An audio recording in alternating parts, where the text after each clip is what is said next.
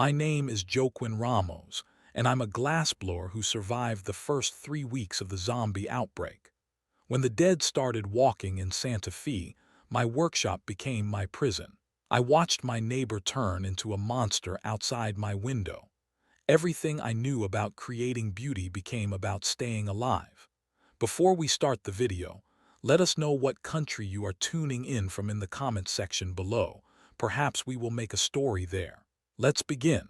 My name is Joaquin Ramos, and I'm a glassblower who survived the first 3 weeks of the zombie outbreak.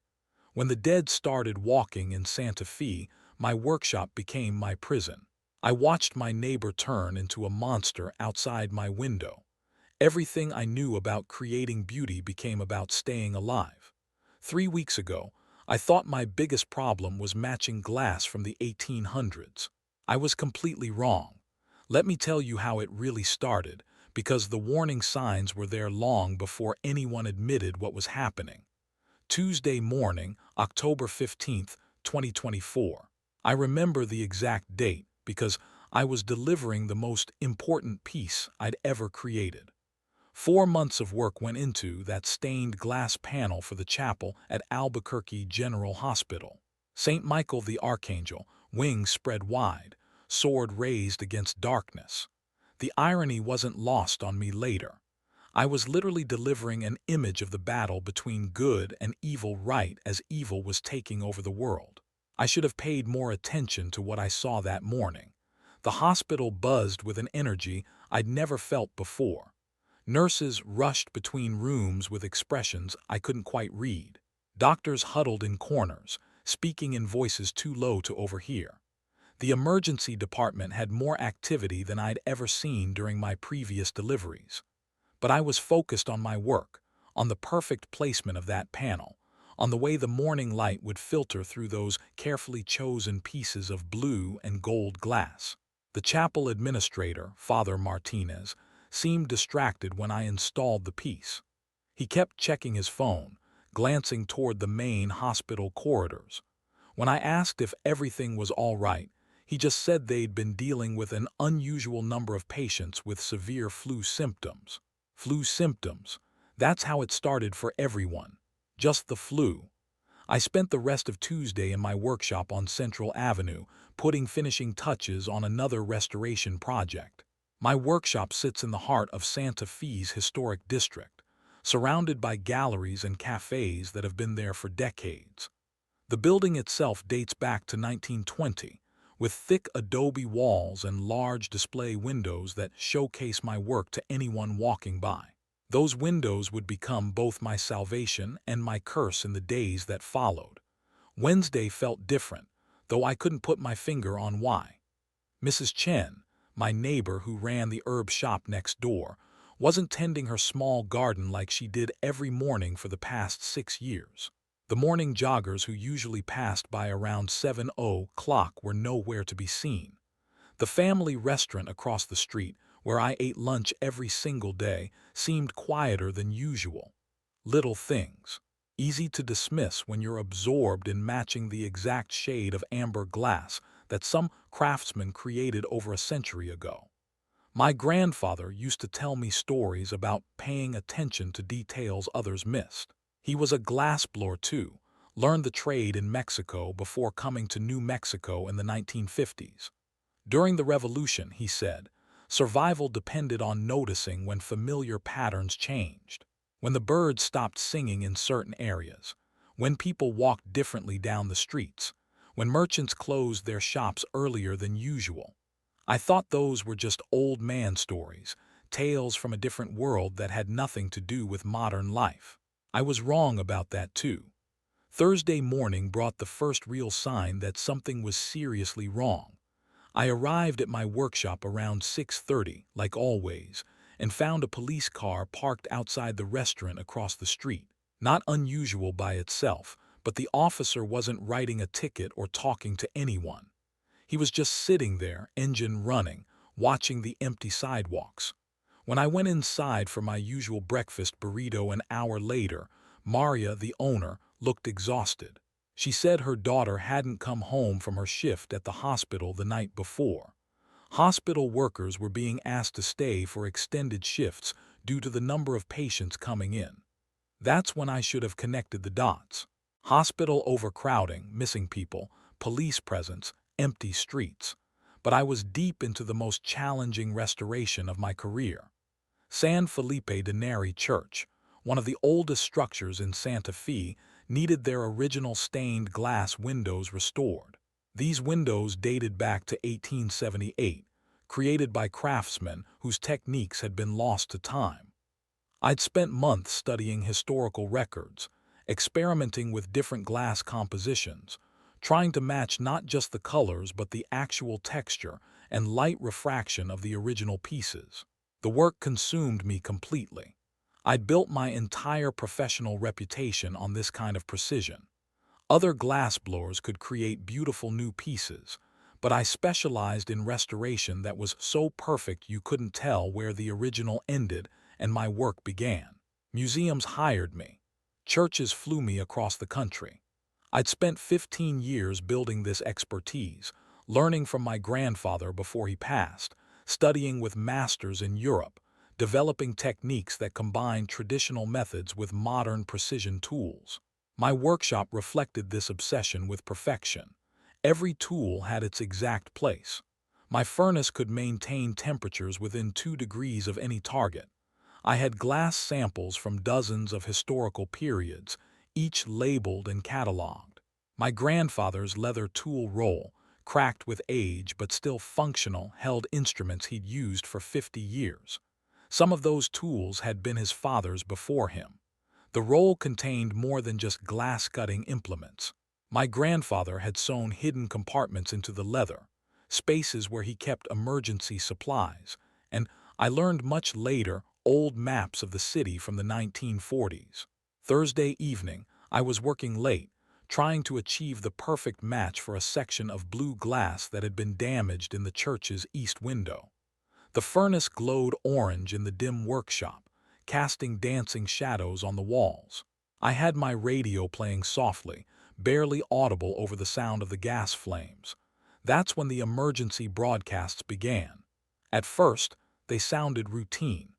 Requests for people experiencing severe flu symptoms to seek immediate medical attention.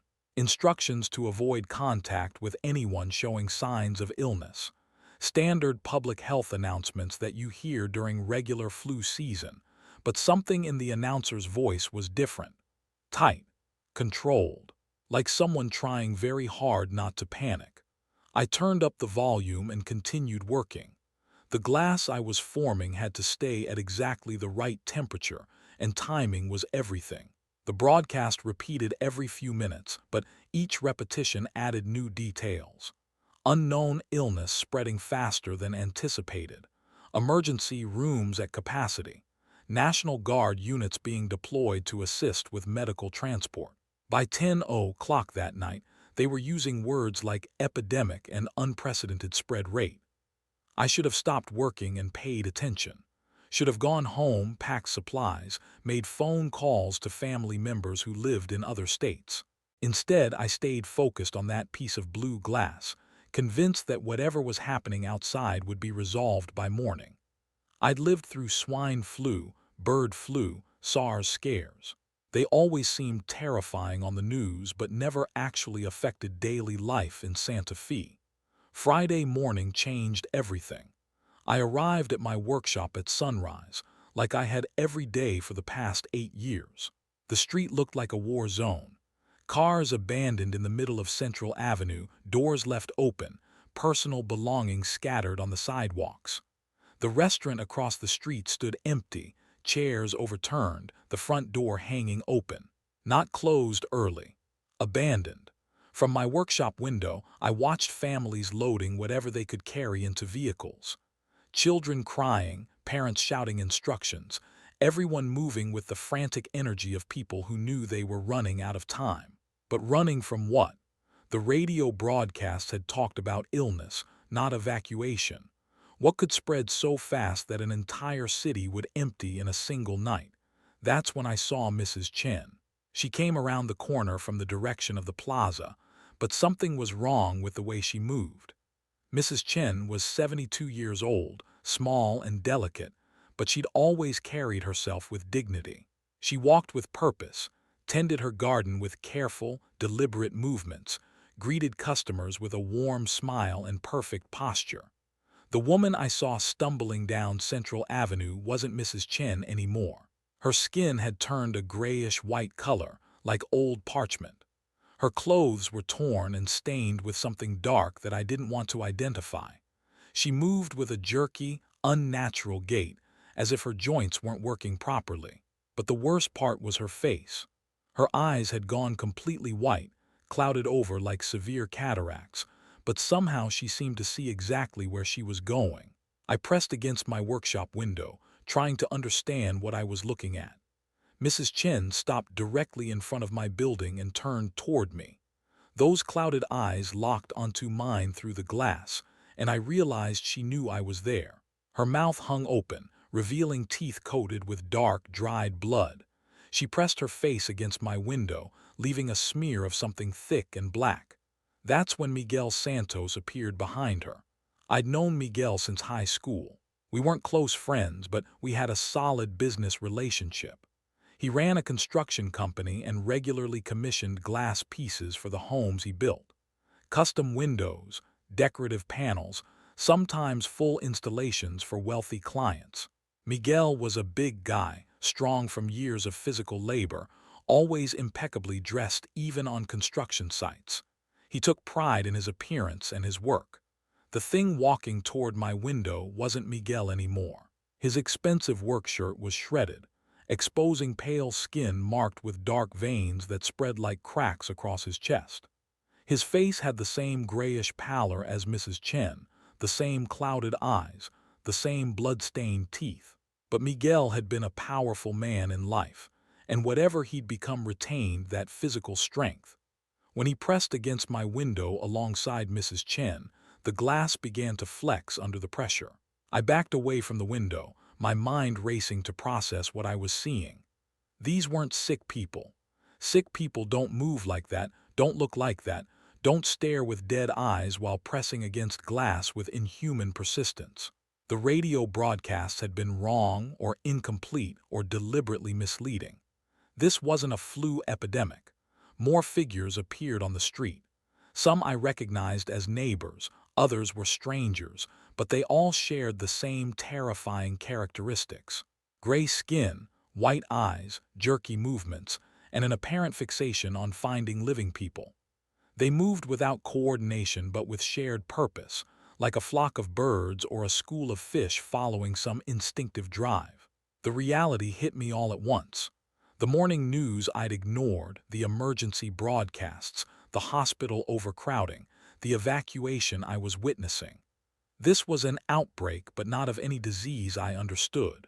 People were dying and coming back as something else, something that wanted to feed on the living. I grabbed my grandfather's leather tool roll from its place on the workbench. My hands shook as I unrolled it, revealing the familiar glass-cutting tools that had been in my family for 3 generations. Diamond-tipped cutters, specialized pliers, files worn smooth from decades of use. Tools designed for creating beauty, but sharp enough to cut through almost anything. The window flexed again under the pressure from outside. More figures had joined Miguel and Mrs. Chen. I counted at least 8 of them pressed against the glass, their dead faces leaving smears of blood and something darker. The large display windows that had showcased my work to the community were now the only thing standing between me and whatever these people had become. I had 2 choices: run immediately, leaving behind everything I'd spent years building, or find a way to secure the workshop and wait for help to arrive. The radio was still broadcasting, which meant someone somewhere was still alive, still trying to coordinate a response. Military, police, medical personnel, someone had to be working on a solution. I chose to stay, at least for now. The workshop had thick adobe walls, a secure back door, and limited access points. If I could reinforce the windows and ration my supplies, I might be able to wait out whatever was happening outside. But first, I needed to understand what I was dealing with. I moved to the side window, away from the group pressing against the front glass, and observed their behavior. They responded to movement, sound, and apparently to the presence of living people, but they didn't seem to communicate with each other or display any complex thinking. When a car alarm went off 3 blocks away, several of them turned toward the sound and began moving in that direction. When a dog ran past on the opposite side of the street, others followed it with their white, clouded gaze. They retained basic motor functions, but appeared to have lost everything that made them human. No recognition, no memory, no emotion except an apparent hunger for living flesh. I'd seen enough zombie movies to recognize the pattern, but this was real life. Real neighbors, real friends, real people who had somehow died and returned as monsters. My grandfather used to say that in times of crisis, everything you'd learned in peaceful times would either save you or fail you completely. Your true character emerged when normal rules stopped working. He'd survived the Mexican Revolution, the Great Depression, and World War II. He understood that civilized life was fragile, that ordinary people could become capable of extraordinary things when survival was at stake. Looking at those creatures outside my window, I realized my grandfather's stories weren't just family history. They were preparation for exactly this kind of moment.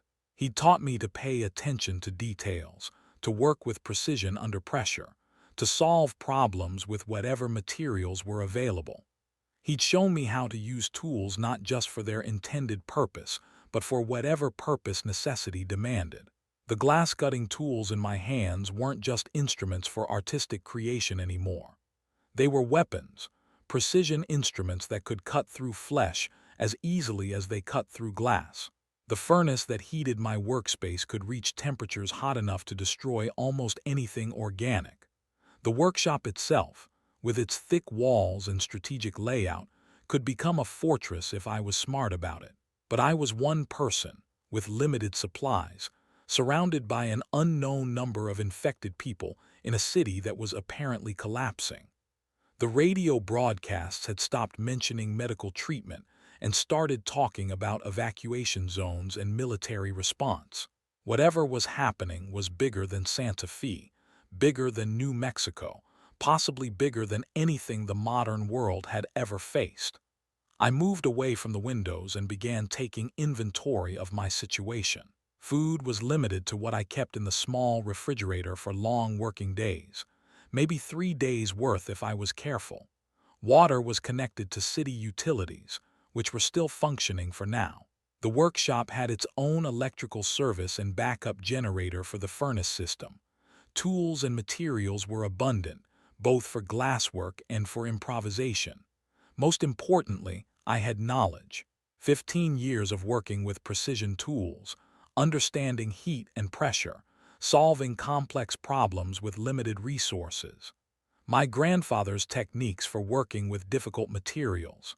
The layout of Santa Fe's historic district, including buildings and utility systems that dated back decades. The creatures outside had stopped pressing against the window and were shambling down the street toward some new stimulus. This gave me time to think, to plan, to prepare for what came next. I couldn't stay in the workshop forever, but I could use it as a base while I figured out how to survive in a world where the dead walked and civilization had apparently collapsed overnight. I looked at the stained glass piece I'd been working on the night before, still sitting on my workbench in perfect condition. 20 hours ago, matching that blue glass had been the most important thing in my world. Now it seemed like a relic from a different lifetime, beautiful but utterly irrelevant to staying alive. But as I stared at that piece of glass, I realized it represented something more than just artistic achievement. It represented the same attention to detail, the same patience, the same precision that would now be required for survival. The skills that made me a master craftsman were exactly the skills I'd need to stay alive in this new world. My grandfather had been right about more than just paying attention to details. He'd always said that any skill, mastered completely, could become the foundation for surviving anything life threw at you. I'd thought he meant economic hardship or professional challenges. I never imagined he meant the literal end of civilization. Outside, the street had grown quiet except for the distant sound of car alarms and what might have been screaming from several blocks away. The immediate threat had moved on, but I knew it would return. Those things were drawn to signs of life, and my workshop sat right in the middle of what had been a busy commercial district. Sooner or later, they'd be back. I needed to prepare for a siege, but I also needed to prepare for the possibility that staying here would eventually become impossible. The workshop could be a fortress, but it could also become a trap if I wasn't smart about it. The sun was setting, casting long shadows through my blood-smeared windows, and I realized that my first night in this new world was about to begin. Tomorrow would bring new challenges, new decisions, and probably new horrors. But tonight I had shelter, tools, and a plan. My name is Joaquin Ramos, and this is how my world ended and my real life began. The zombies outside my window were just the beginning. That first night in the workshop taught me everything I needed to know about survival in a world full of zombies. The creatures outside weren't just mindless monsters. They were learning, adapting, and far more dangerous than I'd initially understood. As darkness fell on Friday, October 15th, I began the process of turning my glass workshop into a fortress. The large display windows that had been my pride for 8 years suddenly became my greatest vulnerability. Those windows showcased my work to anyone walking down Central Avenue, but now they advertised my presence to things that wanted to tear me apart. I started by moving my heaviest workbenches against the windows, creating barriers that would hold even if the glass shattered. The benches were solid oak, built in the 1940s when my grandfather first established his workshop in this location. Each one weighed over 200 pounds when empty, even more with the tools and glass samples I kept on top. It took me nearly 2 hours to reposition everything, working as quietly as possible while keeping watch for movement outside. The physical work helped calm my mind, gave me something concrete to focus on instead of the reality that my entire world had collapsed in a single day. But as I worked, I began to notice details that made my situation even more terrifying. The zombies hadn't just wandered away randomly. They'd moved with purpose, following some stimulus I couldn't identify. And more importantly, they'd remembered my location. Every few minutes, one or two would shamble past, pausing at my windows, pressing their faces against the glass as if checking whether I was still inside. They were hunting me specifically. By midnight, I'd barricaded the front windows and begun work on the side entrance. The workshop had 3 access points: the front door facing Central Avenue, a side door that led to the alley between my building and Mrs. Chen's herb shop, and a back door that opened onto a small courtyard I shared with the restaurant across the way. Each door required different defensive strategies based on its location and construction. The front door was solid wood with multiple locks, already secure enough to hold against anything short of sustained assault. The back door was newer but flimsy, installed when the previous owner converted the space for commercial use. That door would need serious reinforcement, but the side door concerned me most. It opened directly onto the narrow alley where zombies could approach without being seen from inside the workshop. I was testing the locks on the side door when I heard the first real indication of how intelligent these creatures might be. 3 distinct knocks, spaced evenly like someone politely requesting entry. Not the random scratching or pounding I'd expected from mindless monsters, but deliberate communication. I froze, listening carefully. The knocking repeated, same pattern, same rhythm. 3 measured knocks, a pause, then 3 more. Someone or something was trying to get my attention in a very human way. Moving as quietly as possible, I approached the small window next to the side door and peered through a gap in the boards I'd nailed up for protection. Miguel Santos stood in the alley, his zombie face turned toward my door. But he wasn't clawing at the wood or pressing himself against the barrier like the others had done at my front windows. He was standing upright, almost at attention, and as I watched, he raised his hand and knocked again. 3 times, measured and deliberate. Miguel had been dead for at least 12 hours based on his appearance, but some part of his brain still remembered how to knock on a door, how to wait for a response, how to behave, at least superficially, like a civilized person asking for help. This changed everything I thought I understood about what these creatures were capable of. I backed away from the window, my mind racing through the implications. If zombies could retain learned behaviors, could mimic normal human actions, then identifying them wouldn't be as simple as looking for obvious signs of decay or aggressive behavior. They might be able to deceive survivors, at least briefly. They might be able to set traps, coordinate attacks, or adapt their hunting strategies based on experience. The knocking stopped, but I could hear Miguel moving around in the alley, apparently searching for another way inside. His footsteps were uneven but purposeful, not the random shambling I'd observed from the others. After several minutes, I heard him trying the door handle, testing its strength with what sounded like systematic pressure rather than frantic clawing. I spent the rest of that night reinforcing my defenses and taking inventory of everything that might be useful for survival. The workshop contained an astonishing variety of materials and tools, most of which could be repurposed for staying alive in this new reality. My furnace system was the most valuable asset. Industrial glass furnaces operate at temperatures exceeding 2,000 degrees Fahrenheit, hot enough to melt steel and reduce organic material to ash within minutes. The furnace ran on natural gas with an electrical backup system and a manual override that could maintain operations even if city utilities failed.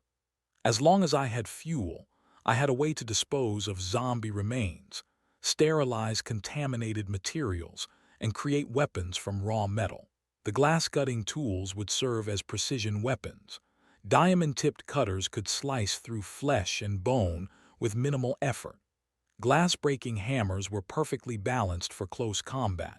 Files and grinding wheels could sharpen improvised weapons or create serrated edges that would cause maximum damage to attackers. Most importantly, I had my grandfather's leather tool roll with its hidden compartments. As I examined it more closely that night, I discovered items I'd never noticed before.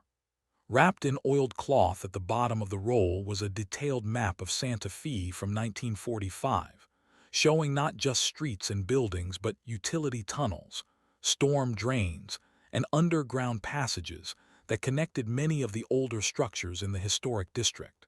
My grandfather had been more prepared for emergencies than I'd ever realized. The map marked several locations as safe houses and included notes in Spanish about supply caches and escape routes. Some of the marked buildings had been demolished or renovated since the map was drawn, but many were still standing, including the San Felipe de Neri Church, where I'd been doing restoration work. According to my grandfather's annotations, the church connected to a network of tunnels that led to at least 4 other buildings in the downtown area. These tunnels had been used during World War II for civil defense purposes, but they'd been forgotten as the city expanded and modernized. If the map was accurate, I had potential escape routes that would allow me to move through the city without exposing myself to zombie attacks on the surface. But first, I needed to survive long enough to attempt any kind of escape. Saturday morning brought new challenges and revealed just how quickly my situation was deteriorating. The city's infrastructure was beginning to fail as power grids became overloaded and water treatment facilities were abandoned. My workshop still had electricity and running water, but the radio broadcasts were becoming increasingly desperate and infrequent. The last coherent government broadcast I heard came at 8:00 Saturday morning. A military spokesman announced that federal authorities were establishing secure zones in major cities, but civilians were advised to shelter in place until evacuation procedures could be implemented. No timeline was given for when help might arrive, and the broadcast ended with instructions for emergency supply rationing that assumed people might need to survive on their own for weeks rather than days. After that, the radio carried only automated emergency signals, and occasional bursts of static that might have been attempts at communication from isolated survivors. The zombies, meanwhile, were becoming more active and organized in their behavior. Saturday morning, I counted at least 15 of them gathered in the street outside my workshop. They weren't pressing against my windows or trying to break in, but they weren't leaving either. They stood in a loose semicircle, facing my building, waiting with the patience of predators who knew their prey was trapped. I used this time to conduct systematic observations of their behavior, treating them like specimens in a scientific study, rather than former neighbors who wanted to kill me. The analytical approach helped me stay calm and provided information that might be crucial for survival. First observation: zombies responded differently to various stimuli. Loud noises attracted them immediately, but they lost interest quickly if the sound wasn't repeated. Movement behind windows caught their attention, but they couldn't maintain focus on stationary objects for more than a few minutes. Most importantly, they seemed drawn to the smell of living people, but cooking food or burning materials could mask human scent temporarily. Second observation: they retained more cognitive function than typical zombie movies suggested. Several times I watched them solve simple problems. When a zombie encountered a locked car, it didn't just claw at the doors randomly. It moved around the vehicle, testing different access points, and eventually found an unlocked door on the opposite side. When another zombie got tangled in fallen power lines, it worked methodically to free itself instead of thrashing wildly. Third observation: they were learning from each other. When one zombie discovered that standing on a trash can allow it to peer into second-story windows, others in the area began imitating that behavior. When one found food inside an abandoned vehicle, others started searching cars more systematically. These weren't mindless eating machines. They were predators with just enough intelligence to be truly dangerous. By Sunday morning, my food situation had become critical. The small refrigerator in my workshop contained enough supplies for one person for maybe 2 more days. The restaurant across the street had been abandoned with its kitchen intact, but reaching it would require crossing Central Avenue in full view of the zombies who were still maintaining their surveillance of my location. I needed a way to distract them long enough to make a supply run, or I needed to find an alternative route to food sources. The tunnel map offered possibilities, but I'd have to access the underground system through the basement of my building, and I wasn't sure those passages were still clear after 70 years. Sunday afternoon, I made my first attempt at zombie combat. One of the creatures had separated from the main group and was wandering in the alley behind my workshop. It was a woman I didn't recognize, probably someone who'd been passing through Santa Fe when the outbreak began. She was smaller than Miguel or the other zombies I'd observed, and her movements seemed less coordinated. If I was going to test my improvised weapons and combat techniques, she represented the safest possible target. I armed myself with a glass-cutting knife that I'd modified by wrapping the handle with leather strips for better grip. The blade was only 6 inches long, but diamond-tipped cutting edges could slice through almost anything. I also carried a glass-breaking hammer, perfectly balanced and weighted for precise strikes. The back courtyard of my workshop was enclosed by a 6-foot adobe wall with a single gate leading to the alley.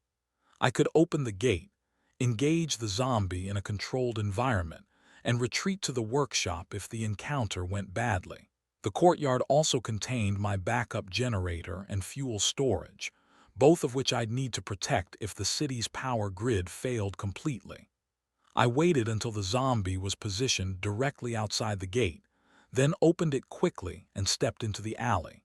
She turned toward me immediately, her clouded eyes fixing on my location with disturbing precision. Her mouth opened, revealing blood-stained teeth, but she didn't make any sound. None of the zombies I'd observed were vocal, which suggested that whatever had happened to them had affected their respiratory systems as well as their brain function. She moved toward me with the characteristic jerky gait I'd observed in all the infected, but she was faster than I'd expected. I barely had time to raise the glass-cutting knife before she was within arm's reach, her decaying hands grasping for my throat. The diamond-tipped blade cut through her neck with shocking ease, severing major blood vessels and causing her to collapse immediately. But she didn't die or die again, or whatever the correct term was for stopping a zombie. She continued trying to grab me even while bleeding out on the alley floor, her movements becoming weaker but never completely stopping. I used the glass-breaking hammer to destroy her skull, which finally ended the threat. But the experience taught me that zombies wouldn't be stopped by anything less than massive trauma to the brain or complete destruction of the body. Cutting weapons would slow them down, but only crushing or burning would eliminate them permanently. More importantly, the encounter revealed that zombie blood was highly infectious. Within minutes of killing the creature, my skin began burning wherever her blood had splashed. I retreated to my workshop immediately and spent the next hour scrubbing my hands and arms with industrial solvents, hoping to prevent whatever pathogen was responsible for the outbreak from entering my system. The infection process was clearly more complex than simple bites or scratches. Any contact with zombie bodily fluids seemed dangerous, which meant that combat should be avoided unless absolutely necessary, and when unavoidable, required complete protective covering. Sunday evening brought the failure of the electrical grid and my first real taste of how quickly modern civilization could collapse. The power went out at approximately 6:30, plunging the entire city into darkness. My workshop's backup generator kicked in automatically, but I realized that the sound of the generator would attract zombie attention if I ran it continuously. I made the decision to use power only when absolutely necessary, which meant working by candlelight most of the time and saving electrical systems for emergencies. The workshop had plenty of candles from my glass-melting operations, and I'd always enjoyed the peaceful atmosphere of working by flame light. But candles also presented fire hazards in a building full of flammable materials, and any mistake could destroy my shelter and leave me defenseless in a city full of zombies. The psychological impact of losing electricity was worse than the practical inconvenience. Electric lighting, television, radio, internet connectivity, all the systems that connected me to the outside world and maintained the illusion of normal civilization were gone. I was truly alone in a workshop that felt increasingly like a tomb. Monday brought the first signs that other survivors existed and were trying to establish contact. Early in the morning, I heard what sounded like a vehicle engine several blocks away, followed by sporadic gunfire. The sounds moved through the city in a pattern that suggested someone was conducting a systematic search, possibly looking for other living people or trying to clear zombies from specific areas. I considered trying to signal whoever was out there, but the risks were too high. Any signal that could attract human attention would also attract zombies, and I had no way of knowing whether other survivors would be friendly or hostile. People do terrible things when they're desperate, and anyone still alive after 4 days of zombie apocalypse would be very desperate indeed. The vehicle sounds faded by midday, and I never saw whoever had been driving through the city. But knowing that other people were still fighting for survival gave me hope that organized resistance might be forming somewhere. Monday afternoon, my water supply failed. The city's water treatment and distribution system had apparently been abandoned, leaving me dependent on whatever was stored in the building's pipes and my small emergency reserves.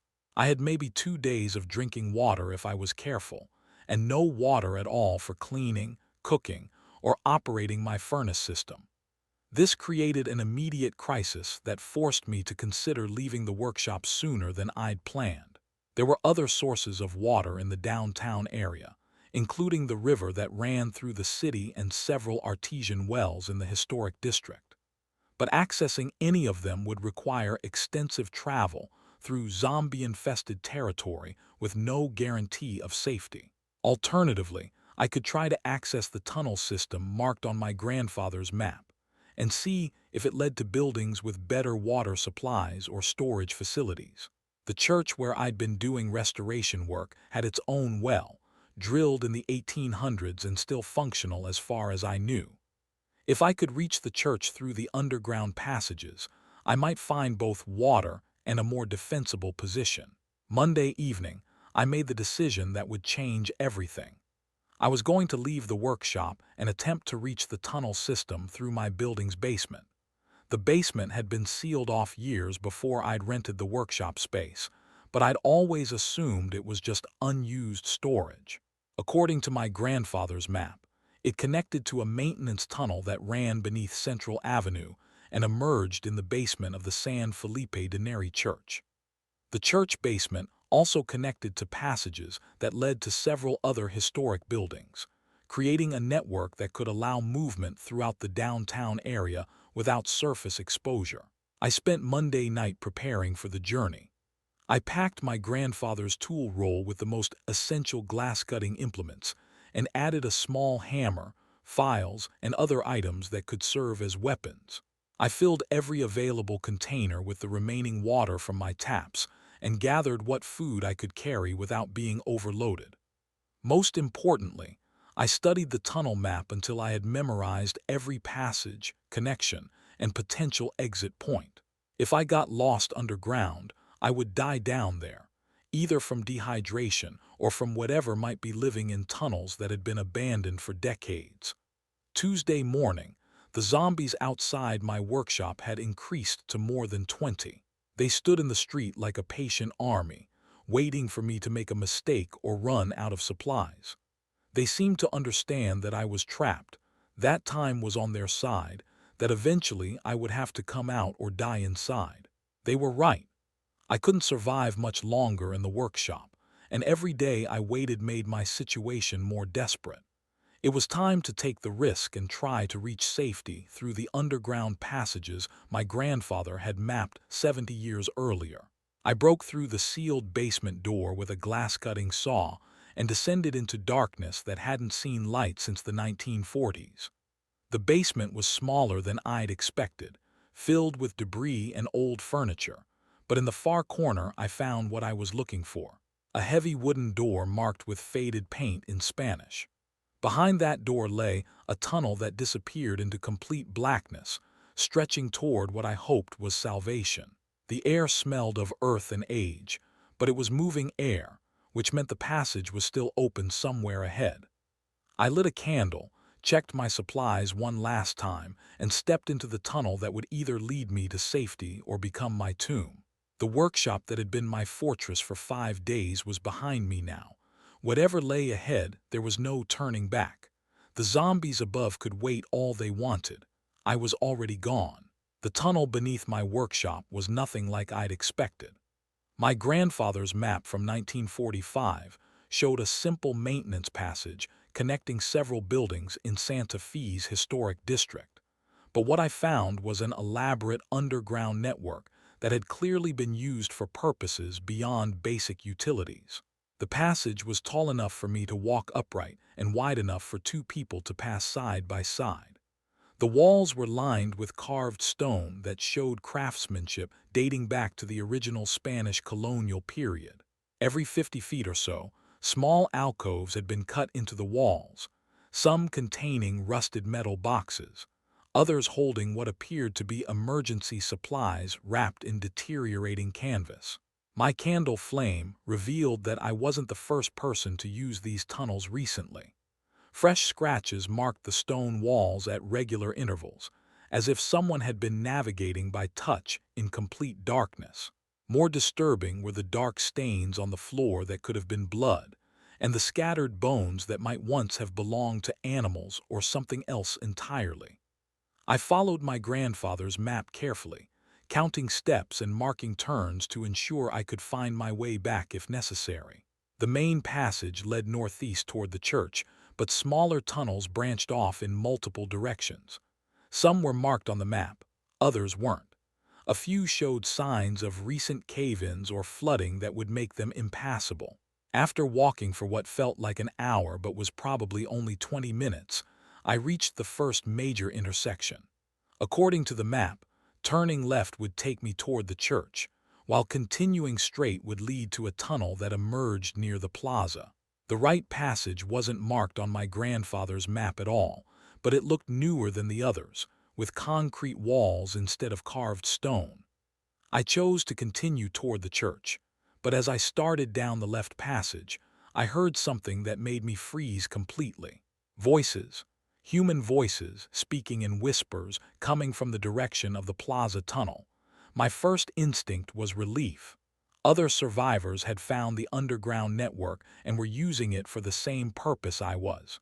But then I remembered the lesson I'd learned about Miguel's retained ability to knock on doors. If zombies could mimic some human behaviors, could they also mimic human speech? I extinguished my candle immediately and pressed myself against the tunnel wall, listening carefully to the whispered conversation ahead. Two people, maybe three, discussing something about supplies and the surface. Their words were too distant to understand clearly, but the rhythm and tone sounded genuinely human rather than the mechanical repetition I might expect from zombies. I had to make a choice. Approach these potential survivors and risk discovery by hostile humans or clever zombies, or continue toward the church and miss an opportunity to connect with other living people. Either decision could mean the difference between life and death. I decided to investigate cautiously. Retracing my steps to the intersection, I followed the plaza tunnel toward the voices, moving as quietly as possible and pausing frequently to listen. The tunnel sloped upward gradually, suggesting it would emerge somewhere near ground level rather than in a basement like the church passage. The voices became clearer as I approached their source. Three people, definitely human based on their conversation content. They were discussing food distribution, guard schedules, and something about the school that suggested they'd established some kind of organized survivor community. I rounded a corner and saw light ahead. Not candlelight or flashlight, but actual electric lighting powered by what sounded like a small generator. The tunnel opened into a larger chamber where three people sat around a folding table, sharing what appeared to be canned food and bottled water. The moment they saw me emerge from the darkness, all three grabbed weapons. Two had pistols, the third held a machete that looked like it had seen recent use. They were adults, probably in their 30s or 40s, wearing clothes that had been cleaned recently but showed signs of hard living. Most importantly, their eyes were clear and focused, showing the intelligence and wariness of living humans rather than the clouded gaze of the infected. The woman with the machete spoke first. Her name was Elena, and she'd been a nurse at Presbyterian Hospital before the outbreak. The two men were David, a former police officer, and Marcus, who'd worked in city maintenance before the world ended. They'd found each other during the first few days of chaos and had been using the tunnel system to move between secure locations while scavenging for supplies. Elena explained that they'd discovered the tunnels by accident when they were forced to hide in the basement of the old courthouse. Marcus had known about the maintenance passages from his city work, but even he was surprised by how extensive the network was. They'd been mapping the system for the past week, trying to identify all the access points and determine which surface locations were still safe to visit. According to their observations, the zombie population in downtown Santa Fe was much larger than what I'd seen from my workshop. The creatures were gathering in groups of 50 or more, apparently drawn together by some instinct that made them more dangerous as a collective. Worse, they seemed to be learning from their encounters with human survivors, becoming more systematic in their hunting patterns. David told me about an incident 3 days earlier when their group had tried to raid a pharmacy for medical supplies. The building appeared clear from the outside, but once they were inside, zombies emerged from hiding places throughout the structure. The attack was coordinated, with creatures blocking exits while others drove the survivors toward a prepared ambush point. Only David's police training and Alina's medical knowledge had kept them alive. The implication was terrifying. These weren't just reanimated corpses following basic instincts.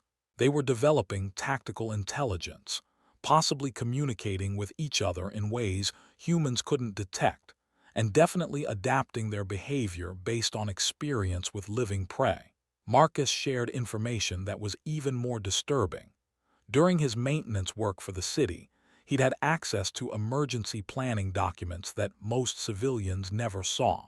According to those plans, Santa Fe was designated as a containment zone in the event of a biological outbreak. Military protocols called for complete quarantine of the area, with no evacuation procedures and no expectation of outside assistance. In other words, we were on our own indefinitely. No rescue was coming. No government relief efforts were being planned. The best we could hope for was that someone, somewhere, was working on a cure or treatment for whatever had caused the outbreak. But even if they succeeded, it might be months or years before help reached isolated areas like ours. Alina had been keeping detailed medical notes about the infection process based on her observations of both zombies and the few bite victims she'd encountered. Her findings were grim but valuable for survival planning. The infection was transmitted through any exchange of bodily fluids, not just bites. Scratches, blood splatter, even saliva contact could cause transmission under the right conditions. The incubation period varied from person to person, ranging from 2 hours to 2 days, but the average was about 12 hours from exposure to death. More importantly, there were no known survivors of the infection. Everyone who was exposed eventually died and reanimated, regardless of their physical condition, medical treatment, or attempts at prevention. The only defense was avoiding exposure completely, which meant treating every zombie encounter as potentially fatal. Alina also confirmed my observation that zombies retained certain learned behaviors and problem-solving abilities. She'd watched them operate simple tools, open doors, and even work together to overcome obstacles that would stop individual creatures. Their intelligence was limited and mechanical, but it was real, and it made them far more dangerous than mindless monsters. The group invited me to join their survivor community, which was based in Roosevelt Elementary School about 10 blocks from my workshop. They'd chosen the school because it was a large building with multiple exit routes, had its own cafeteria and kitchen facilities, and was surrounded by open ground that made it difficult for zombies to approach without being detected. According to their description, the school community included about 30 people of various ages and backgrounds.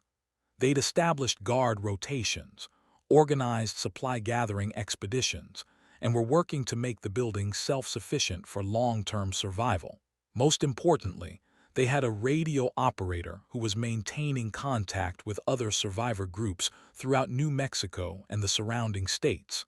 The offer was tempting. I'd been alone for nearly a week, living on minimal supplies and facing increasingly desperate circumstances. Joining an organized group would provide security, resources, and human companionship that might be essential for psychological survival in this new world. But there were also significant risks. Larger groups attracted more zombie attention and consumed resources faster than small groups or individuals. Group dynamics could lead to conflicts that might be deadly when everyone was armed and under extreme stress. Most importantly, I'd have to trust my survival to people I just met, and trust was a luxury that could be fatal in an apocalyptic situation. I told them I needed time to consider their offer, but I was interested in sharing information and possibly coordinating some activities, even if I didn't join their community immediately. They agreed to meet again in the tunnel system in 2 days, giving me time to reach the church and assess my options.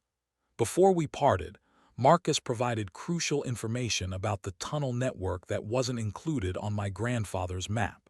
Several passages had been damaged or blocked since the 1940s, making some routes impassable. Others had been extended or modified during various city construction projects, creating new connections that could be useful for navigation. Most importantly, he warned me about areas of the tunnel system that should be avoided completely. Some passages had been contaminated with toxic materials during industrial accidents over the years. Others had become unstable due to ground settlement or water damage.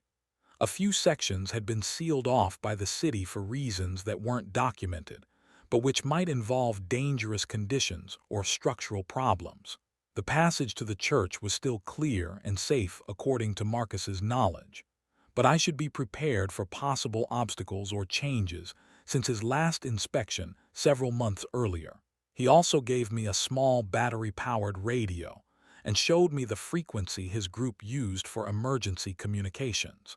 We agreed on basic communication protocols and emergency signals, then went our separate ways. Elena, David, and Marcus headed back toward the school through the plaza tunnel, while I continued toward the church using the route marked on my grandfather's map. The rest of my journey through the tunnels was uneventful but nerve-wracking. Every shadow could hide a zombie that had somehow found its way underground. Every sound could indicate structural problems that might cause a cave-in. Every breath of stale air reminded me that I was deep beneath the earth with no quick escape route if something went wrong. But I also felt a growing sense of connection to my grandfather and his experiences during difficult times in Mexico's history. These tunnels had been used by people fleeing violence and seeking safety for nearly a century. The alcoves I'd noticed contained emergency supplies left by previous generations of survivors. The careful construction and maintenance of the passages showed that someone had understood the importance of having secure routes for movement during dangerous periods. My grandfather's stories about the Mexican Revolution weren't just family history. They were practical lessons in survival that had been passed down specifically to prepare future generations for exactly this kind of crisis. The hidden compartments in his tool roll, the detailed maps, the emphasis on paying attention to details that others missed, all of it was part of a survival tradition that stretched back generations. I reached the church basement after another hour of careful navigation.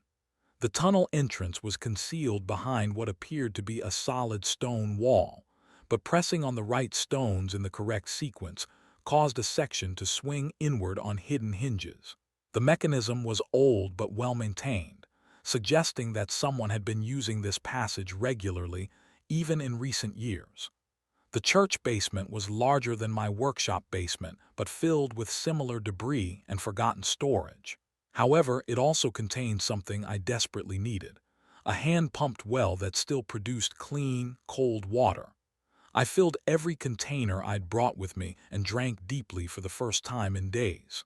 More importantly, the basement contained evidence that I wasn't the first recent visitor. Someone had been living down here temporarily, based on the sleeping area I found in one corner and the small cache of canned goods hidden behind a stack of old hymnals. The supplies were still fresh, suggesting whoever had been here had left within the past few days. I climbed the stairs to the main level of the church, moving carefully and listening for any sounds that might indicate zombie presence. The church was empty but showed signs of recent disturbance. Pews had been moved to barricade windows, and the altar area had been converted into what looked like a medical treatment station, with supplies that probably came from Elena's hospital background. The stained glass windows I'd been restoring were intact, but covered with plywood from the outside, blocking most of the natural light, but also concealing any movement inside the building. My restoration work seemed like a lifetime ago, but seeing those windows reminded me that beauty and craftsmanship still mattered, even in an apocalyptic world. From the church's bell tower, I could see the extent of the devastation in Santa Fe. Smoke rose from dozens of fires throughout the city. Abandoned vehicles cluttered every major street. Bodies lay scattered in public areas, some clearly showing signs of zombie attacks, others apparently shot by military or police forces before they were overwhelmed.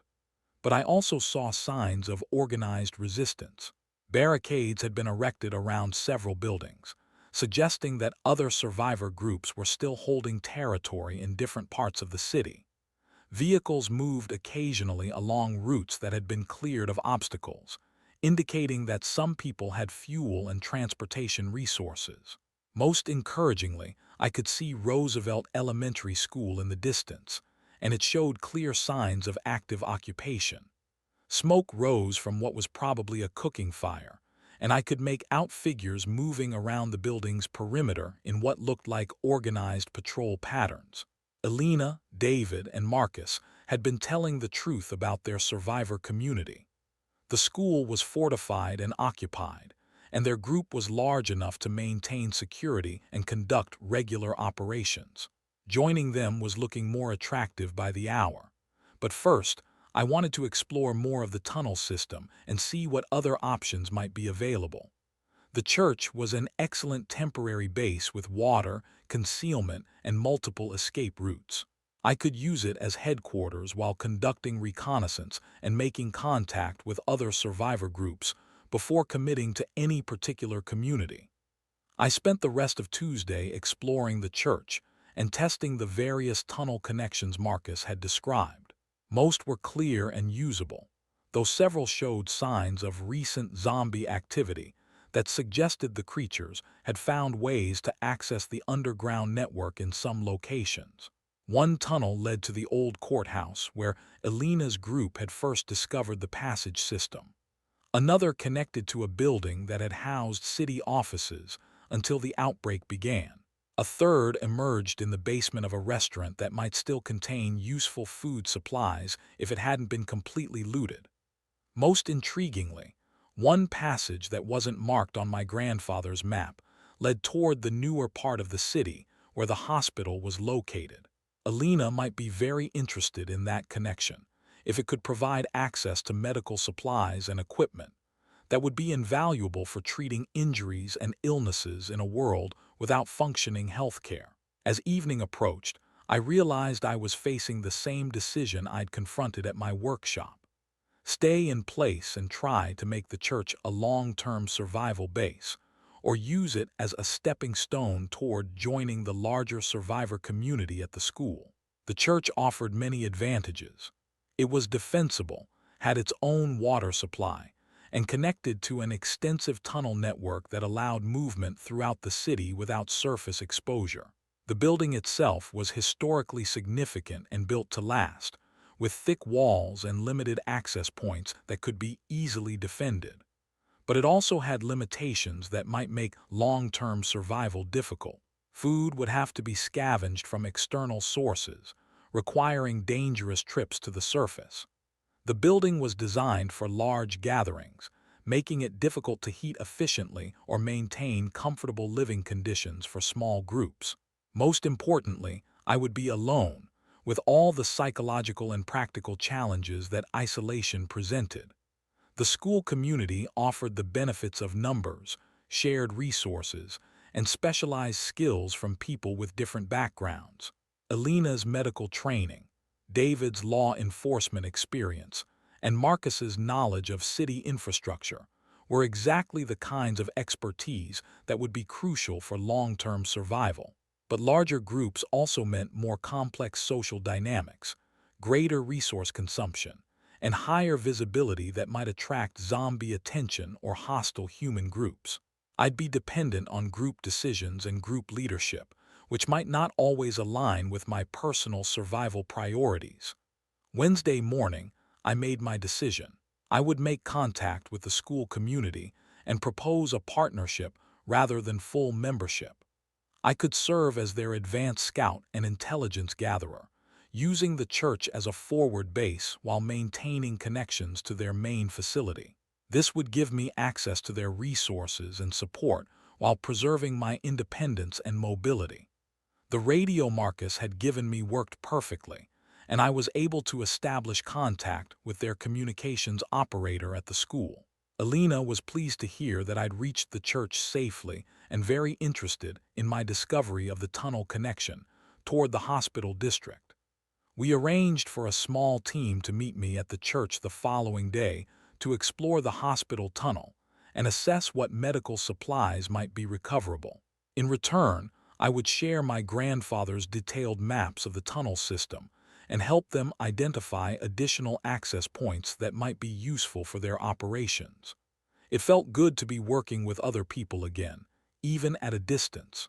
The isolation of the past week had been wearing on my mental state more than I'd realized. Having goals that involved helping others rather than just personal survival gave me a sense of purpose that I'd been missing since the world ended. But as I settled in for my first night in the church, I couldn't shake the feeling that I was being watched. The building was secure, the tunnels were clear, and I'd seen no signs of zombie activity in the immediate area. Yet something felt wrong, as if hostile eyes were tracking my movements from the shadows. I checked every door, every window, every potential entry point. I tested the tunnel connections to ensure my escape routes were still clear. I listened carefully for any sounds that might indicate intruders or threats. Everything appeared normal, but my instincts were screaming that danger was approaching. My grandfather had always said that survival often depended on trusting feelings that couldn't be explained rationally. If something felt wrong, it probably was wrong, even if you couldn't identify the specific threat. I spent Wednesday night fully dressed and armed, dozing fitfully but never falling into deep sleep. Several times I thought I heard movement in parts of the church that should have been empty, but investigation revealed nothing. Once I was certain I heard scratching sounds from the direction of the main tunnel entrance, but when I checked, the passage was clear. By Thursday morning, I was exhausted but alive, and the sense of imminent danger had faded somewhat. Perhaps my nerves were just responding to the stress of constant vigilance and the psychological pressure of living in a world where death could come from any direction at any moment. Alina's team was scheduled to arrive at noon to explore the hospital tunnel. I had a few hours to conduct final preparations and make sure the church was ready to serve as a base for operations into hostile territory. I had no idea that those few hours would be the last peaceful time I'd experience for days to come. The zombies hadn't forgotten about me, and they'd been preparing a surprise that would test every survival skill I'd learned in the past week. The real fight for my life was about to begin. Alina's team arrived at the church exactly at noon on Thursday, but they brought news that changed everything I thought I understood about the zombie threat in Santa Fe. The creatures weren't just gathering in larger numbers. They were organizing, learning, and developing hunting strategies that suggested a level of intelligence nobody had anticipated. Alina led the team through the tunnel system with David and Marcus, plus two new faces I hadn't met before. Sarah worked as a chemistry teacher before the outbreak and had been analyzing zombie behavior patterns using scientific methodology. Tom was a former Army sergeant who'd been training the school's residents in combat techniques and defensive strategies. The moment they emerged from the basement tunnel, I could see the tension in their faces. Something had happened since our last meeting, something that had shaken their confidence in the safety of their established routines. Sarah explained that they'd lost 3 people in the past 2 days during what should have been a routine supply run to a grocery store they'd raided successfully several times before. The building had appeared clear from their usual observation points, and their standard entry procedures had detected no immediate threats. But once the team was inside gathering supplies, zombies had emerged from concealment throughout the store in a coordinated ambush. The attack wasn't random. The creatures had been positioned to block all exits while driving the survivors toward a specific area where more zombies waited in prepared positions. Tom's military training was the only thing that allowed anyone to escape, and even then they'd had to abandon most of their equipment and supplies. More disturbing was what they'd observed during the retreat. The zombies didn't pursue them in the chaotic mob behavior they'd seen before.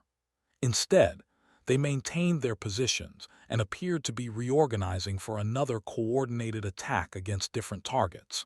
David had conducted surveillance of the area for the past day and confirmed that the zombies were using the grocery store as some kind of base of operations.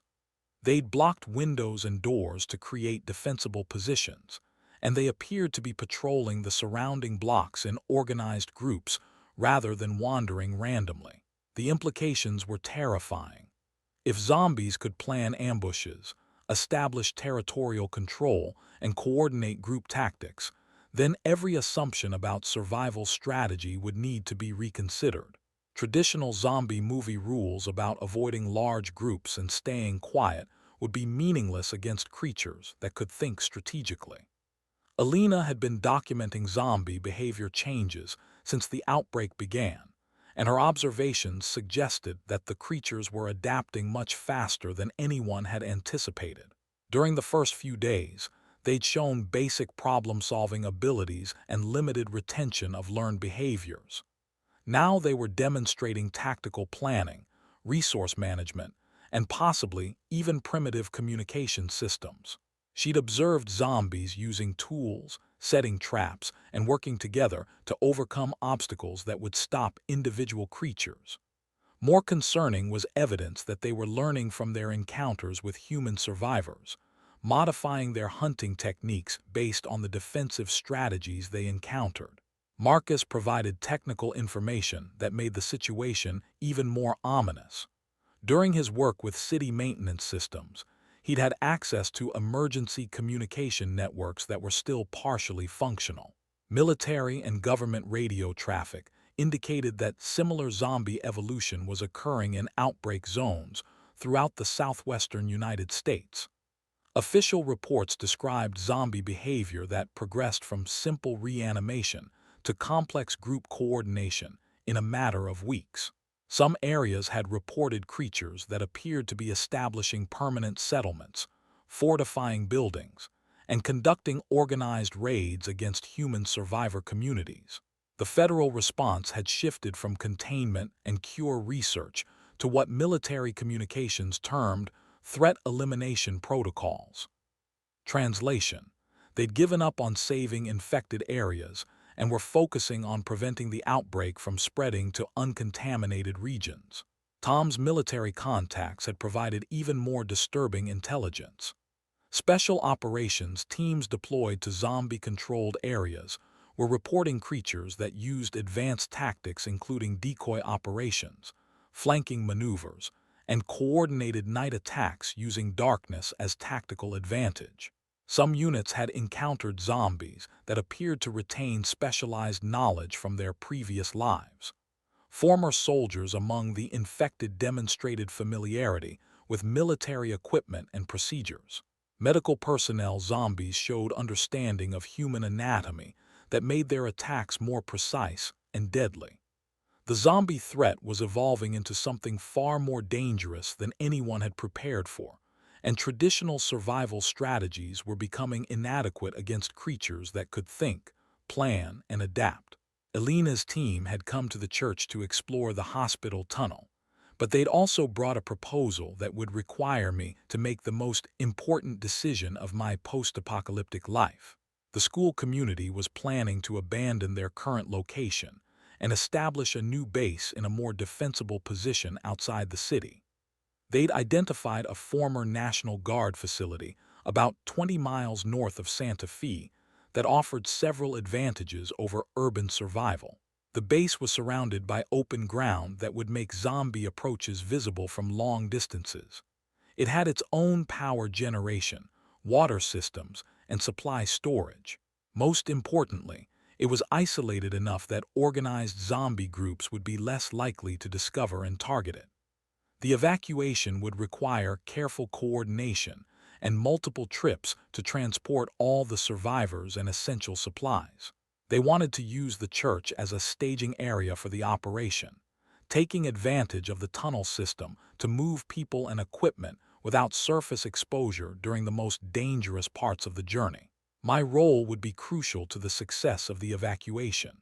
My knowledge of the tunnel network, my grandfather's maps, and my experience with underground navigation would allow me to guide groups safely through the passage system. My glassworking skills could also be used to create tools and weapons that would be valuable for establishing the new community. In return, I would be guaranteed full membership in the survivor group with access to all shared resources and protection. I would also have input into decisions about community organization and long-term survival planning. The offer represented security, companionship, and shared resources that would dramatically improve my chances of long-term survival. But it also meant abandoning the church, the tunnel system, and the independence that had kept me alive so far. Before I could make any decisions about joining the evacuation, we needed to explore the hospital tunnel and assess what medical supplies might be recoverable for the new community. Alina's medical expertise would be crucial for treating injuries and illnesses in an isolated location without access to modern healthcare facilities. The tunnel toward the hospital district was the newest section of the underground network, constructed during building renovations in the 1980s. The passage was wider and better ventilated than the older tunnels, but it also showed more signs of recent disturbance. Scratch marks covered the walls at regular intervals, and the floor was littered with debris that included torn clothing, broken glass, and dark stains that could have been blood. More concerning were the fresh scratches that appeared to have been made by human fingernails, suggesting that people had been dragged through this tunnel against their will. Alina examined the evidence with professional detachment, but I could see the concern in her expression. The scratches and stains indicated that zombies had been using this tunnel to transport victims, or possibly to access the hospital through concealed routes. We proceeded carefully, with Tom taking point and David covering our retreat route. The tunnel continued for nearly half a mile before reaching a junction where 3 passages converged. According to my grandfather's map, one led to the hospital basement, another connected to a medical office building, and the third emerged near a pharmacy that might still contain valuable medications. Sarah suggested splitting into 2 groups to maximize our exploration time while minimizing risk exposure. Alina and Tom would investigate the hospital connection while David, Marcus, and I checked the pharmacy route. We agreed to maintain radio contact and retreat immediately if either group encountered significant threats. The pharmacy tunnel was shorter but showed more extensive damage than the hospital route. Part of the ceiling had collapsed, creating a debris field that required careful navigation. Water dripped from broken pipes, creating muddy conditions that made movement difficult and noisy.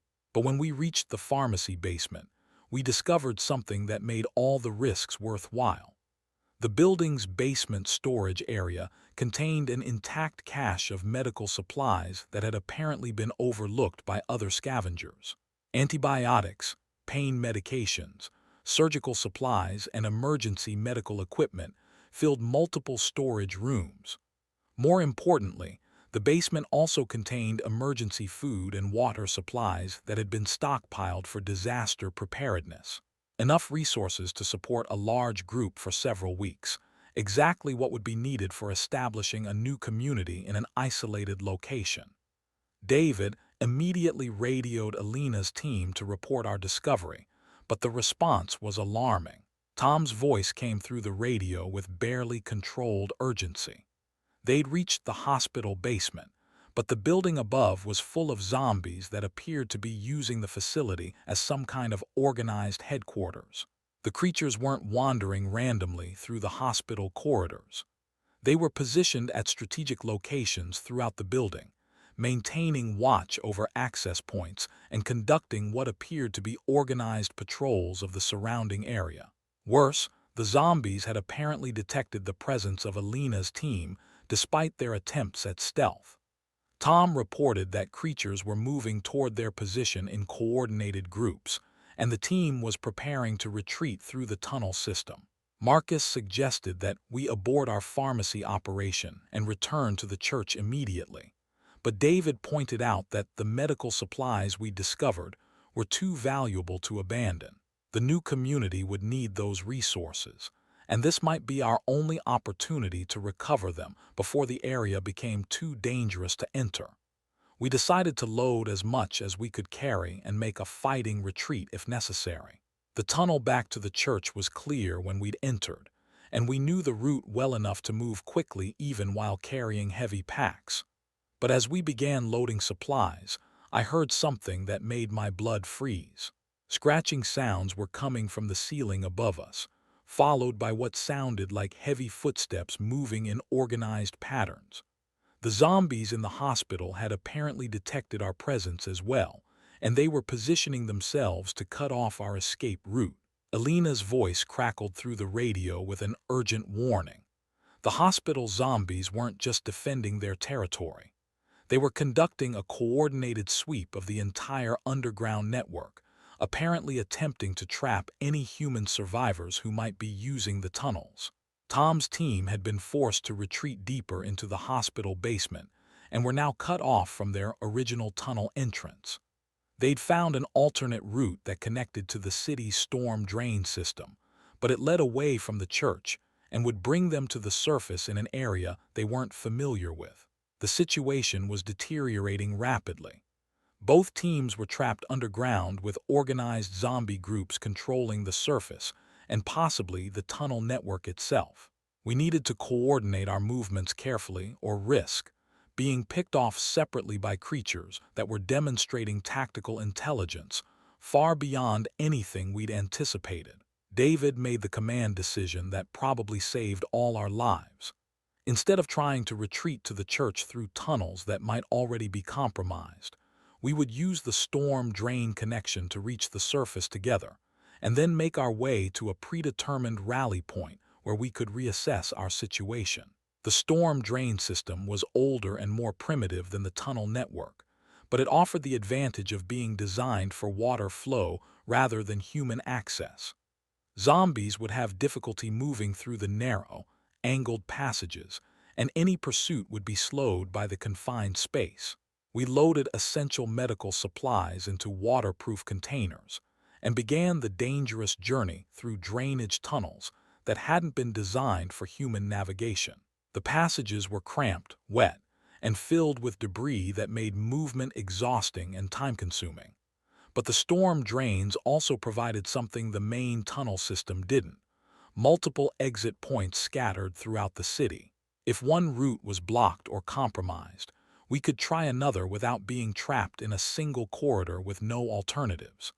Alina's team met us at a junction deep in the storm drain system, and together, we worked our way toward an exit that would bring us to the surface near the river that ran through Santa Fe. The location was isolated enough that zombie presence should be minimal, and it offered multiple escape routes if we encountered threats. The journey took nearly 3 hours of crawling through confined spaces and wading through water that was often knee-deep. Tom's military training proved invaluable for maintaining group discipline and ensuring that nobody became separated in the confusing network of intersecting passages. When we finally emerged from the storm drains, the sun was setting, and the city looked completely different from what I'd observed from the church bell tower. Smoke no longer rose from scattered fires throughout Santa Fe. Instead, it concentrated in specific areas that suggested organized burning operations. More disturbing were the organized patrols of zombies moving through the streets in formation. Groups of 15 to 20 creatures moved with military precision, checking buildings systematically and maintaining communication through methods we couldn't identify. Alina pointed out that the zombie patrol patterns suggested they were conducting area denial operations, preventing human survivors from accessing key resources or strategic locations. The creatures weren't just hunting randomly anymore. They were controlling territory and denying it to living opponents. The school where Alina's group had established their community was no longer visible in the distance. Thick smoke rose from that direction, and the organized zombie patrols were concentrating their activities in that area of the city. Sarah used binoculars to observe the school area and confirmed our worst fears. The building was burning, and zombie groups surrounded the perimeter in organized positions that suggested they'd conducted a coordinated assault on the survivor community. We were witnessing the destruction of the largest organized human resistance in Santa Fe, carried out by creatures that were demonstrating military tactics and strategic planning capabilities that defied everything we thought we understood about zombie behavior. Marcus attempted to establish radio contact with any survivors from the school, but received only static in response. Either the community's radio equipment had been destroyed in the attack, or there was nobody left alive to operate it. The evacuation plan that had seemed so promising a few hours earlier was now impossible. The school community we'd planned to join was gone, destroyed by zombie forces that had apparently identified it as a threat and eliminated it with systematic precision. We were 6 people with limited supplies, facing an organized zombie army that controlled most of Santa Fe and was actively hunting for any remaining human survivors. Traditional survival strategies were useless against creatures that could plan, coordinate, and adapt their tactics based on human behavior. Alina suggested that we try to reach the National Guard facility north of the city, the location that had been intended as the evacuation destination for the school community. But Tom pointed out that traveling 20 miles through zombie-controlled territory would be virtually impossible for a small group on foot. David proposed that we return to the church through alternate routes and use it as a base while we developed new survival strategies adapted to the current threat level. The building was still secure as far as we knew, and the tunnel connections might allow us to avoid direct confrontation with zombie patrols. But I was beginning to suspect that the church wasn't as secure as we'd believed. The organized zombie operations suggested a level of intelligence and planning that would inevitably lead them to investigate all potential human hiding places. As we made our way back toward the church through back alleys and abandoned buildings, I realized that everything had changed fundamentally. We weren't just fighting for survival against mindless monsters anymore. We were engaged in asymmetric warfare against an enemy that was learning, adapting, and developing tactics specifically designed to eliminate human resistance. The zombies had evolved beyond our ability to predict or counter their behavior using conventional survival methods. We needed to evolve as well, or we would share the fate of the school community that was still burning in the distance. The real test of our survival skills was just beginning, and failure would mean not just death, but becoming part of the organized zombie army that was systematically eliminating human resistance throughout the region. We had to reach the church, regroup, and develop strategies for fighting an enemy that was becoming more dangerous every day. The alternative was extinction. The church that had been my sanctuary for the past 3 days was no longer safe. When our group of 6 survivors finally reached the building after hours of avoiding zombie patrols, we discovered that the creatures had found the tunnel entrances and were systematically exploring the underground network. Fresh scratches marked the stone walls around the concealed basement entrance, and dark stains on the tunnel floor suggested that other survivors had been caught and dragged away through passages I'd considered secure. The zombies weren't just randomly searching anymore. They were conducting methodical investigations of every potential hiding place in the city. Alina examined the evidence with her medical training and confirmed that the blood patterns indicated multiple victims had been taken within the past 24 hours. The creatures were moving through the tunnel system in organized groups, probably mapping the entire network while hunting for any remaining human survivors. Tom's military experience led him to a conclusion that chilled us all. The zombie forces weren't just eliminating scattered survivor groups. They were conducting a systematic cleansing operation designed to ensure that no organized human resistance could establish itself in Santa Fe. The school community that had been destroyed wasn't an isolated incident. According to radio intercepts Tom had monitored, similar attacks were occurring throughout New Mexico and the surrounding states. Organized survivor groups were being identified and eliminated with tactical precision that suggested the zombies were sharing intelligence across wide geographic areas. We were facing an enemy that was not only intelligent and coordinated, but was also conducting strategic operations on a regional scale. Individual survival was becoming impossible in areas under zombie control, and traditional hiding tactics were useless against creatures that could search systematically and communicate their findings to other groups. David suggested that we abandon the church immediately and try to reach uninhabited areas outside the city where zombie presence would be minimal. But Marcus pointed out that our supplies were limited. We had no transportation, and winter weather was approaching rapidly. Attempting to survive in the wilderness without proper equipment would be only slightly less suicidal than staying in zombie-controlled urban areas. Sarah had been analyzing zombie behavior patterns since the outbreak began, and her scientific observations provided crucial insight into our tactical situation. The creatures weren't just imitating human intelligence. They were developing their own forms of organization and communication that were specifically adapted for hunting and eliminating human survivors. She documented evidence that zombies could share information through methods that humans couldn't detect or intercept. Groups separated by miles were coordinating their activities with precision that suggested real-time communication capabilities. Tactical innovations developed by one group were being adopted by others across wide areas within hours or days. Most disturbing was her observation that the zombies were learning from every encounter with human survivors.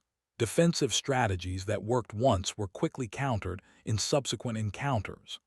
Hiding places that had been secure for days or weeks were suddenly discovered and compromised. Supply sources that had been safely exploited were transformed into ambush points.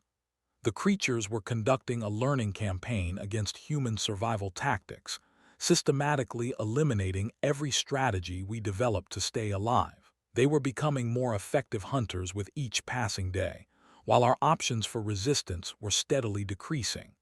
Alina had reached similar conclusions from her medical observations. The zombie transformation process wasn't just reanimating dead tissue. It was creating creatures with enhanced cognitive abilities in specific areas related to hunting, coordination, and tactical planning. They retained enough human knowledge to understand how survivors thought and behaved, but they'd lost the emotional and ethical constraints that limited human tactical options. We were fighting enemies that could think like humans, but were willing to use methods that living people would consider unconscionable. They had no concern for their own casualties, no need for rest or supplies, and no moral limitations on the tactics they employed. They were perfectly adapted for asymmetric warfare against human resistance. The radio equipment Marcus had brought was still functional, and we used it to scan for any surviving communication networks in the region. What we discovered was even more alarming than the situation in Santa Fe. Organized zombie forces were operating in coordinated campaigns across the entire southwestern United States. Military units that had been deployed to contain the outbreak were reporting tactical situations that defied conventional understanding of zombie capabilities. Creatures were using captured military equipment, establishing fortified positions, and conducting complex operations that required advanced planning and resource management. Some areas had gone completely silent, with no military or civilian communications detected for days.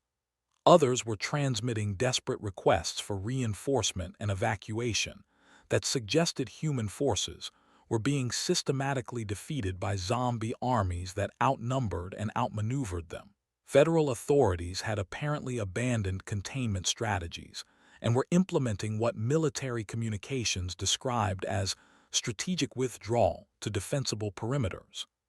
They were retreating to geographic barriers like major rivers and mountain ranges, hoping to establish lines that zombie forces couldn't cross. Tom interpreted the military communications to mean that large areas of the country were being written off as permanently lost to zombie control. No rescue operations were planned for isolated survivor groups, and no resources were being allocated for reconquest of infected territories. We were completely on our own in a region that was under full zombie control, facing enemies that were becoming more dangerous every day, while our own resources and options steadily diminished. The realization that no help was coming forced us to confront the fundamental question of long-term survival strategy. We could continue trying to hide from zombie forces that were becoming increasingly effective at detecting and eliminating human survivors. We could attempt to escape to uncontrolled territory through hundreds of miles of hostile terrain. Or we could develop entirely new approaches to resistance that might allow us to survive and possibly even fight back against the zombie occupation. I found myself thinking about my grandfather's stories of survival during the Mexican Revolution, when small groups of civilians had to develop guerrilla tactics against overwhelming military forces.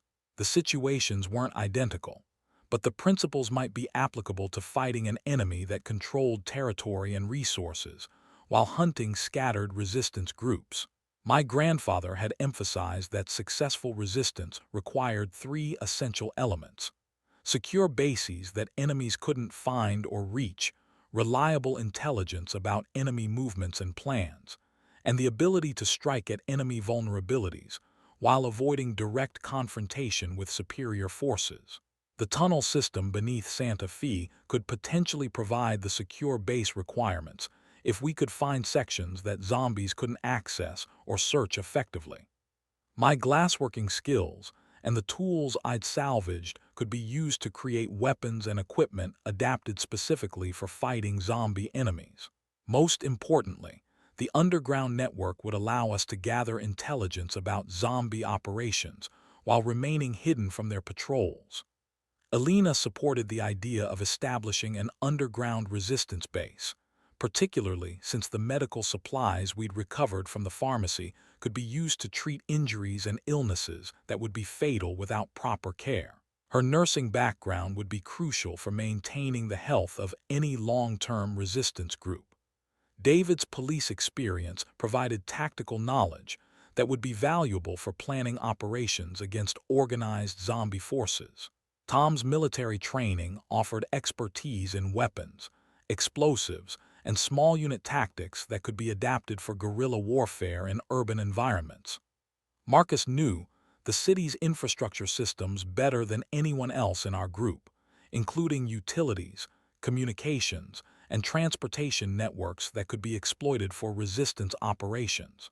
Sarah's scientific background would allow us to analyze zombie behavior and develop countermeasures based on systematic observation rather than guesswork. We had the personnel and skills necessary to establish an effective resistance organization, but we needed a secure base of operations that could support long-term survival while providing access to zombie-controlled areas for intelligence gathering and tactical operations. I suggested that we explore the deepest sections of the tunnel network, areas that weren't marked on my grandfather's map, and might connect to forgotten parts of Santa Fe's underground infrastructure. If we could find caverns or chambers that predated the modern tunnel system, we might discover spaces that zombies couldn't locate or access.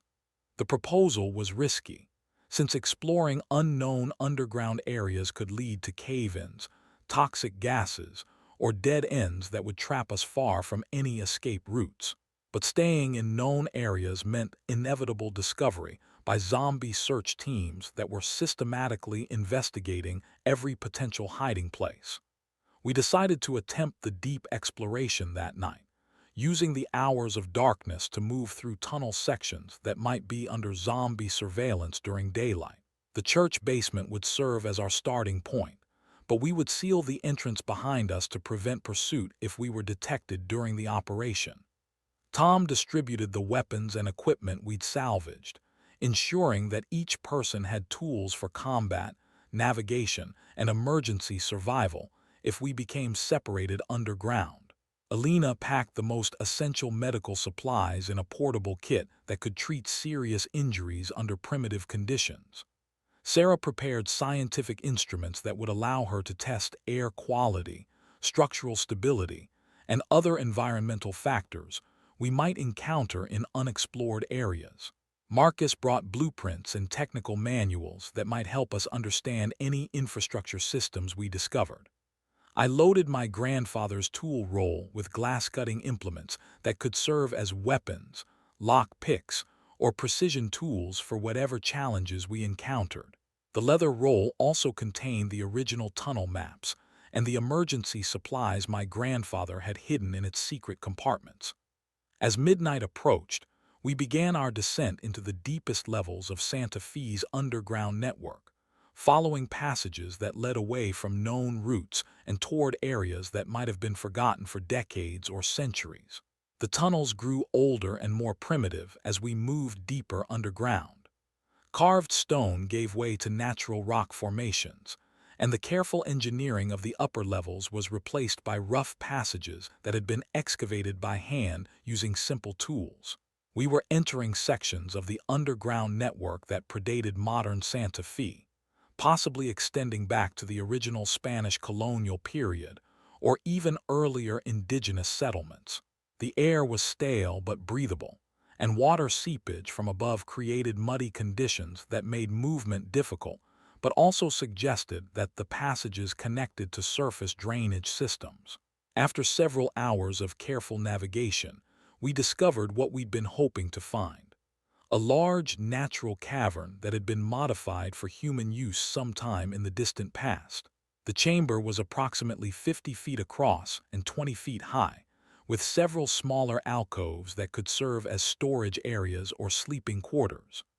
More importantly, the cavern showed no signs of recent human presence and would be virtually impossible for zombie forces to locate without detailed knowledge of the underground network.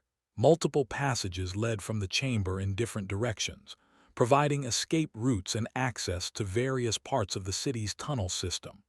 Fresh water seeped from cracks in the rock walls and collected in natural pools that could supply our hydration needs indefinitely. The cavern was well ventilated through connections to the surface that were too small for human passage, but adequate for air circulation. We'd found our resistance base, a hidden sanctuary that could support long-term survival while providing access to the zombie-controlled areas above. The chamber was large enough to accommodate additional survivors if we encountered other resistance groups, and the multiple tunnel connections would allow us to establish supply lines and intelligence networks throughout the city. Alina immediately began setting up a medical station in one of the alcoves, using supplies we'd recovered from the pharmacy to create a field hospital that could treat serious injuries and illnesses. Tom established a weapons cache and communications center that would allow us to monitor zombie activities and coordinate resistance operations. David and Marcus worked together to create detailed maps of our tunnel connections and identify strategic targets for potential sabotage operations against zombie infrastructure. Sarah began systematic observations of the chamber's environmental conditions and started planning scientific studies of zombie behavior patterns. I used my glassworking tools to create precision instruments and weapons that would be specifically adapted for fighting zombie enemies in underground environments. The techniques my grandfather had taught me for working with difficult materials were perfectly suited for improvising solutions to survival challenges with limited resources. Over the following days, we established routines for gathering intelligence, conducting reconnaissance missions, and maintaining our hidden base without detection by zombie search teams.